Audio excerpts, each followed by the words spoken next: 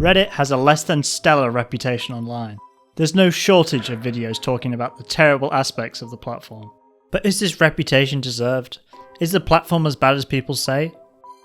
So today, I'm going to discuss the good, the bad, and the ugly of Reddit.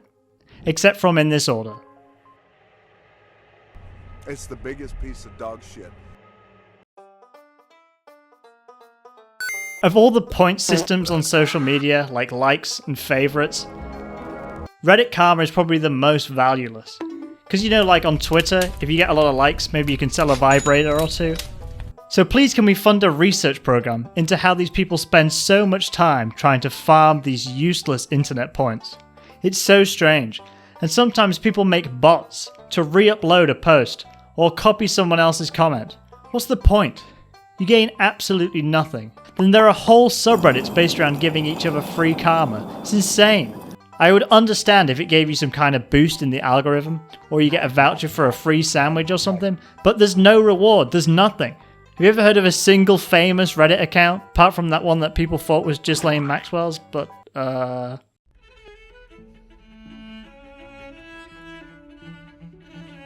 that's a nice post with 1,000 upvotes from members of our community. Shame it violates Rule 74, Paragraph 3. Removed. The weird, self-important, elitist behaviour of Reddit is parallel to that of feudal Europe. Some subreddits stop users posting if they don't have enough karma. And sure, it's to prevent spam, but when it's thousands of karma, all your posts are made by grease-sodden goblins. And the amount of posts you see on this godless site that get removed, either before it's even been posted, or after it's got tons of upvotes, is bewildering. And obviously there's the self-important posts about how Reddit is the best platform, and hacking Instagram is stealing our meme size. Meanwhile, they've got racially segregated subreddits dedicated to Twitter. It's very ironic that the most elitist users are apparently the least valuable.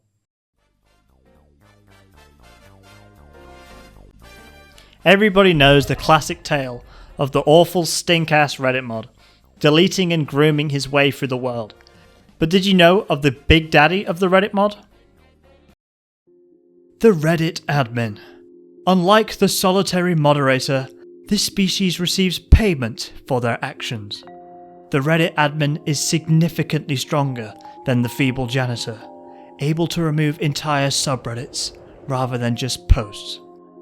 You can spot them in the wild by looking for their elusive Reddit markings. It's no surprise Reddit moderators act the way they do, when you consider the actions of Reddit admins. Here are just a few of the stinky actions that admins have performed.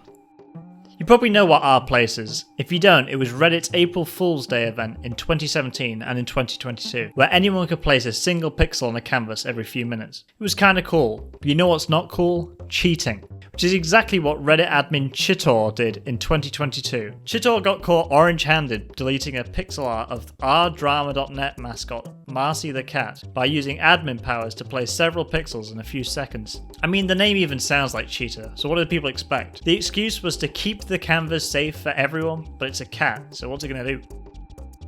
This one transcends admins and comes from the CEO himself. Steve Huffman edited comments on the now banned pro-Trump subreddit, The Donald. He had changed a comment that said "fuck Spez" to the names of the Donald mods. In all, it's not super serious, but it leaves a bad precedent for abuse and censorship. Huffman apologized, saying, "I fucked up. I ruined Thanksgiving. I'm sorry. I won't do it again."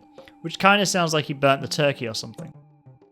In 2021, a subreddit moderator shared an article mentioning that Reddit admin Amy Knight had tweeted some pretty gross stuff about children, and the fact that her father, whom she had hired as an election agent during her brief stunt in UK politics, was convicted of doing horrible acts to a 10-year-old girl. The article mentioned that she hired him knowing of his actions. In response, the moderator who posted the article was banned, which caused site-wide protests against Knight. Several posts about Knight were reportedly removed, and subreddits, including huge ones like R-Music, were locked. Reddit shortly released a statement confirming they had not done adequate background checks on her before hiring, and she had been removed from the company. If Reddit mods are the mall cops that kick you out for no reason, Reddit admins are the police that kick down your door and shoot you and your dog.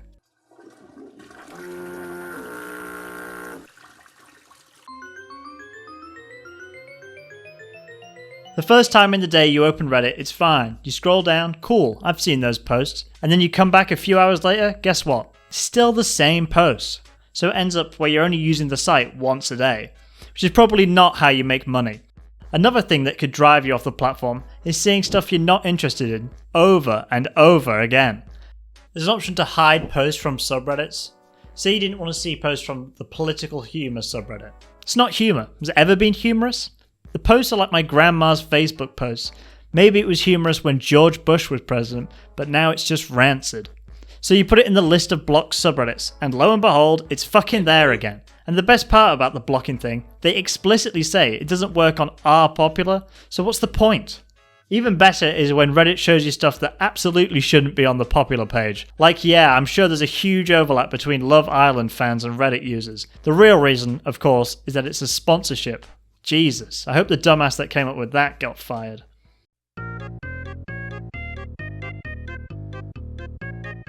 I'm sure there's a custom Reddit theme plugin out there that fixes all my problems, but when you click on a post, why does it open all the comments and then you have all the comments there like the Great Wall of China?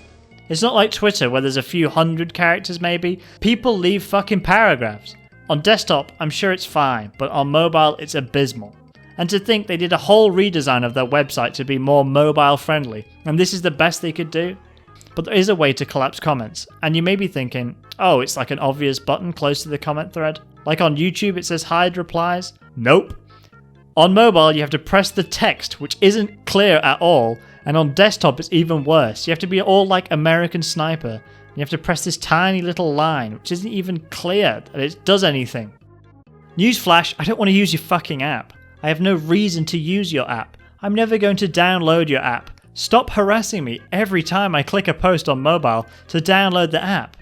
Why does it take up half the screen? The funniest thing is it says this post looks better on the app. No, it fucking doesn't. It looks the same, apart from the fact that the video player doesn't work half the time on the website. Be honest, you just want the app so you can hoover up data. There's so much about consent nowadays. How come the Reddit website doesn't understand that no means no? I found the horrible truth about Reddit. It's hosted on a single iPhone 3G. Seriously, how is this website down that much? You know when YouTube or Twitter is down because it reaches the news, but Reddit down? Just another Thursday. Reddit is plagued with problems. In the time it took to make this video, the website has been down on 4 separate occasions.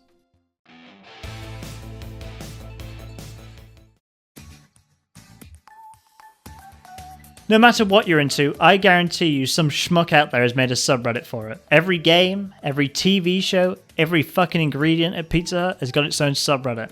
And yeah, sure, other platforms like YouTube probably have people who talk about your favourite sody pop, but that's just one person you listen to, instead of hearing horrible takes from loads of people.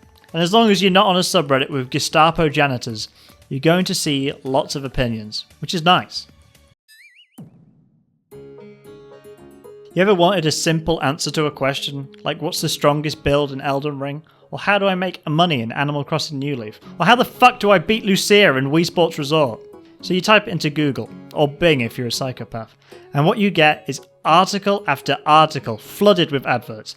It's insane how bad Google has got in recent years. Before it would give you links to forums or a wiki, now it just links you to whoever's paying Google the most.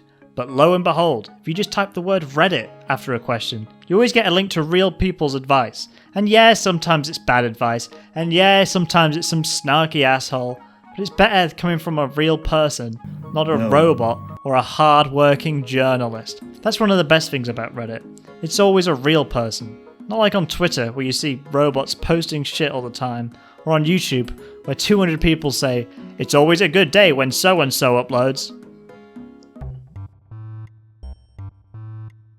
On other websites, there's an algorithm that chooses the content for you. You're at the whims of Big Robo Daddy, who's going to decide what you're going to see. And you're going to like it, boy. But Reddit's not really like that. You can see what's most popular at the moment, and you can sort it by the highest number of upvotes. Ideally, this would show you the best content on the website, but that's usually not the case. At least it's always somewhat interesting. Speaking of interesting, you can sort by controversial, which shows you the least popular posts, and some of them are just mwah.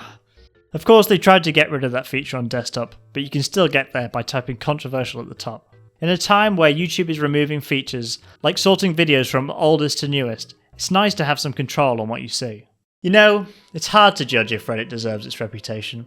The philosophy behind the platform is great. The highest voted stuff is what you see, with communities for everything under the sun. But it seems to be part of the race to the bottom that all these social media platforms are currently engaged in. Those with power on the platform abuse it while making changes that nobody wants. However, the same can be said for platforms like Twitch. The user base is sometimes toxic and self-righteous, but have you seen Twitter? As a time waster, Reddit is better than the competition in my opinion. I often use it to gauge what people think of a thing, which covers the shortcomings of Google, and it's entertaining looking at the cursed posts that people make. So, is it that bad? Nah, but Twitter fucking sucks, man.